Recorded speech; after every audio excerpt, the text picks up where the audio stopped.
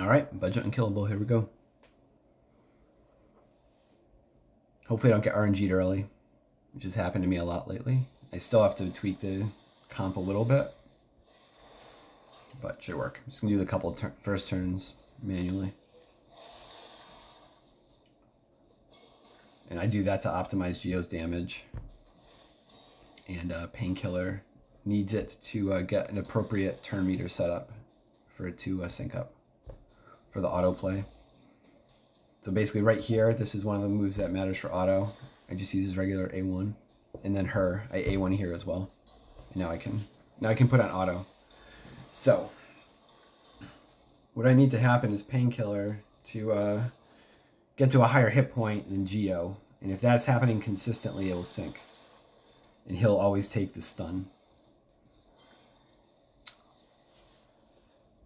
If I optimize this more by basically giving them more defense, my Maneater and my Painkiller, it'll work more consistently.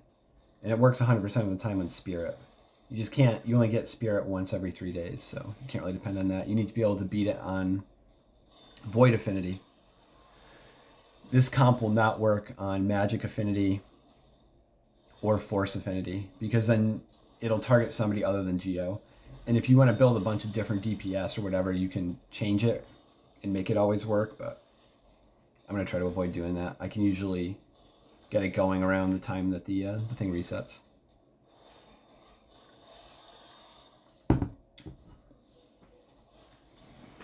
Unkillable is not really anything special at this point. It's been out in the game for a very long time. It's just my first one. All right, so next turn will be really important to see who takes the stun. Should be Geo. Pretty confident it's Geo. Yeah, because he had the least amount of hit points there. So as long as there's not some really bad crit RNG, I think we should be in good sync here. But I don't think it's 100% until turn 20, which kind of sucks. But again, like once I add more defense to specifically Painkiller and Maneater, it'll be easier. Like I've seen Fane and Kale take stuns randomly, but it was only on the first like couple turns, first couple stuns, which doesn't matter. Because see, they heal more because they're doing more damage. Here we go. It's gonna be very nice once I can just auto it after turn 2 fully, without having to, you know, watch it. If I get a second Maneater, I'll be able to do a lot more. I'll be able to use other characters that I can't use in this comp. Like in this comp, you can't use any characters that do an ally attack or retaliate, because that throws off Painkiller's her turn meters, because her A1 gives her a turn boost. So you only want that A1 going off at specific times. There you go, Geo took the stun. So I think it's 100% sync now, but we'll see. I think I've been, it's gone out of sync on this next one before. Oh, I could be wrong. No, let's let it run here.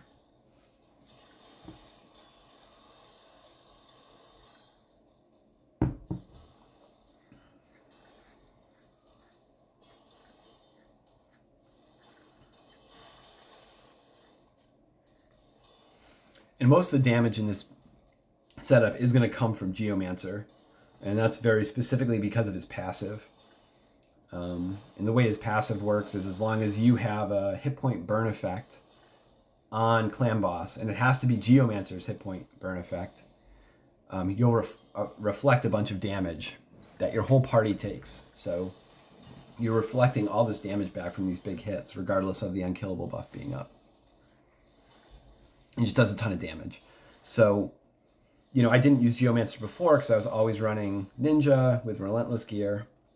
And you can't time that because of Relentless. So Ninja's hit point burn would always override Geo's. It wouldn't work. So in this setup, he's perfect though.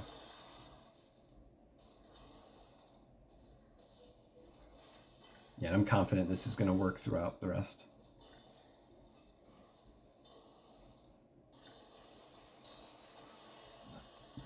You can see every time that big hit happens and there's a hit point burn up there, he's taking a whole lot of damage.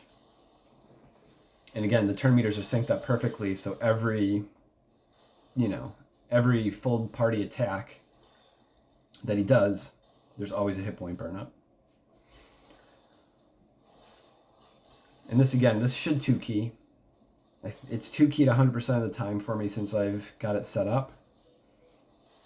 It was 3-key at first, but I didn't understand that Geo needed to use his A3 after the first stun. So somebody on Reddit helped me out with that, and then it was off to the races. And I won't be able to 1-key with an Unkillable setup until I get like a second Maneater, and I think you need this Draco champion as well. And those are both like pretty hard to get champions, so we'll see. Maybe in a year I'll get that or something.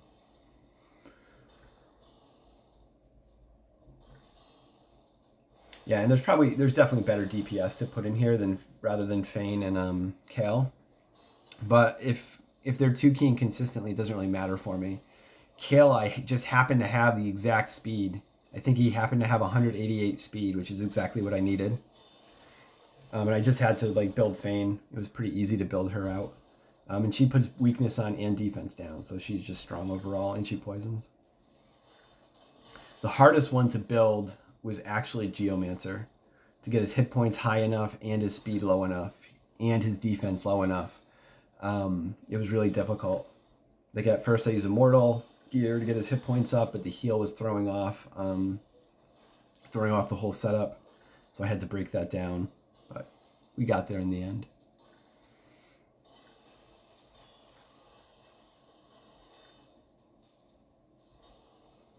And you see Painkiller healing that 495 with those 2 hits. And that's literally the only thing that's preventing her from taking the stun. That little heal, puts her ahead of Geomancer every single hit. And similarly with Fane. But she just sometimes procs the bigger heal. Yeah, one of the things that's good about this as well is like the DPS, you're not really screwing up their builds. They're still going to be really good in a lot of other content if you need to use them. Like I don't really use Fane in anything else other than Faction Wars, but I'm sure I'll run into some things I can use her for. Kale, I think I still use for Dragon. A couple other things. And right now it's looking like I'm going to be around 34 or 35 million. We'll see. The lowest I've ever gotten was a little bit over 36 million, which again, guaranteed 2-keys, so we'll see. On Spirit, I've gotten as high as, I think, 44 million. So Spirit's very easy. And that's just because Geomancer, again, he takes the stun every single time.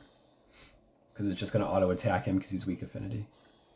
And he still seems to be able to connect with his A3 every time and not get resisted. I think it's because he's got a super high accuracy. And again, that's another thing that makes him tough to build, is you need a high accuracy on top of high HP, low defense, low speed. So it's kind of one of the things that's important to remember is you always have to have like a variety of gear. You don't want gear, that only has speed, because then you just wouldn't be able to build Geo. You have to go farm a bunch of stuff.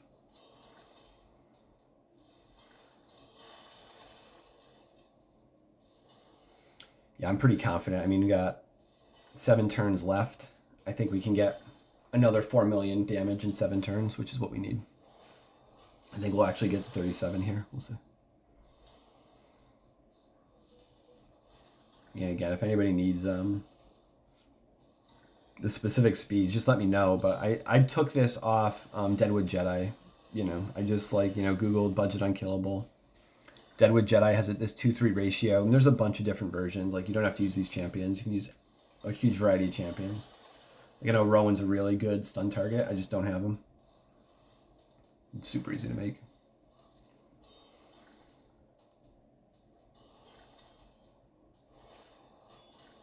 Super easy to make if you have Maneater and Painkiller.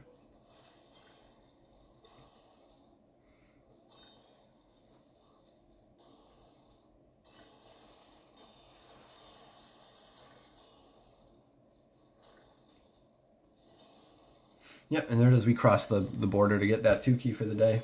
So it's awesome. And you know, I can't run this comp on Nightmare, but there are speed setups with this, you know, these same champions that you can run to beat it on both Ultimate and Nightmare. So eventually I might tune it into that if I find out I can 1 key Nightmare, because I still have to 2 key Nightmare with my old setup. That's it. And now he'll remove my buffs here and kill me. But yeah, pretty cool. There we go. And now I'll get my my max transcendent chest tomorrow. And the reason it's important is you get sacreds from it. You get legendary skill tomes from it.